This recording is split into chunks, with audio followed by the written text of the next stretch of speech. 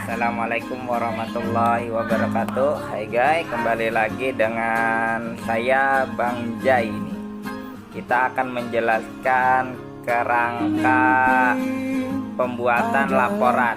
Jadi bagian-bagian kerangka laporan itu yang pertama adalah ada cover.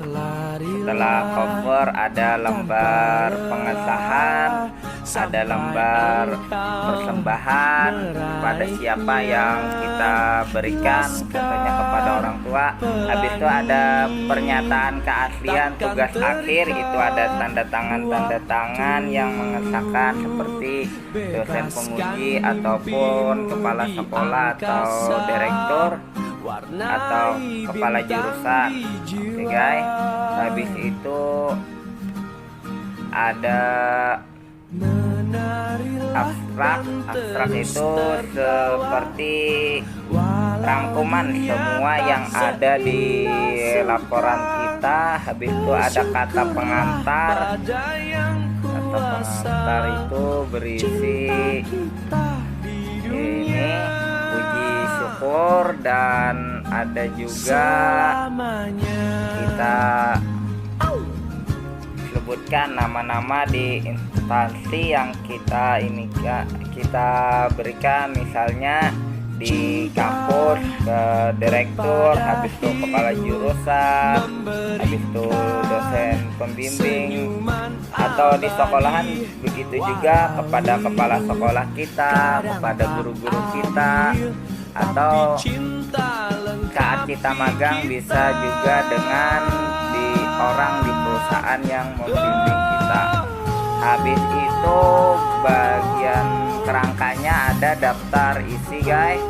Daftar isi itu tercantum semua ada yang di laporan kita, semua judul-judulnya, dan di belakangnya akan muncul nomornya setelah kita dengan pengaturan update. Habis itu ada daftar gambar, ada daftar tabel, ada daftar lampiran. Habis itu bab 1 ada latar belakang, penjelasannya, rumusan masalah, batasan masalah, tujuan, manfaat, gitu guys.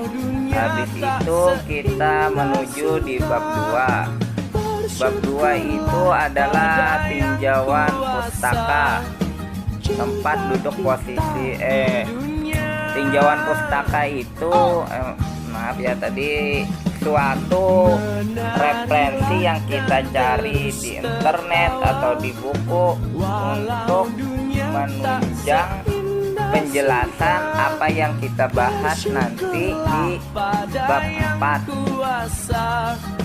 Habis itu kita menuju di bab 3, metode penelitian atau proses pengerjaannya di saat kita mengerjakan laporan TA atau laporan magang PKL.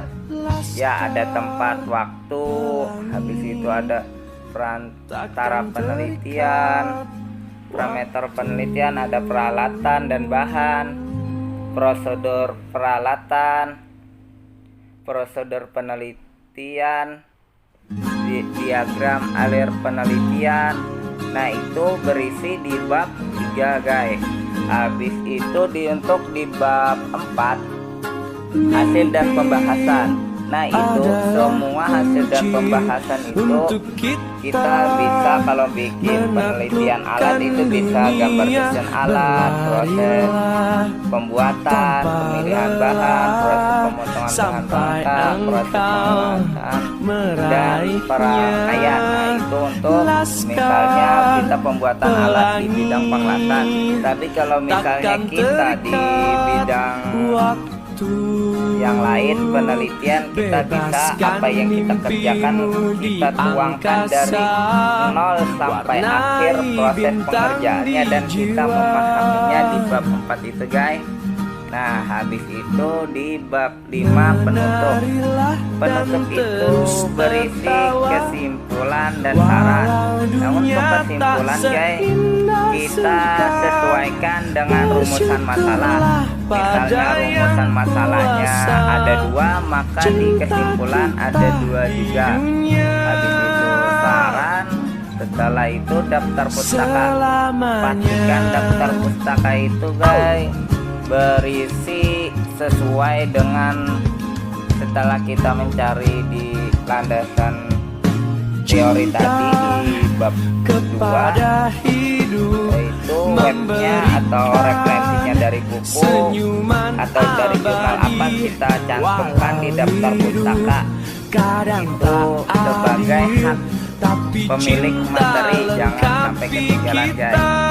Oke, habis itu kita terakhir lampiran itu bisa foto saat kita menggunakan PKL atau saat kita membuat penelitian, praktek, kerjakan apapun, kita cantumkan foto di lampiran. Dan bisa juga kita melampirkan biodata kita atau lampiran tanggal. Oke, itu aja guys, cukup dari kerangka membuat laporan. Terima kasih, semoga bermanfaat. Wassalamualaikum warahmatullahi wabarakatuh. Yang usaha yakin usaha sampai.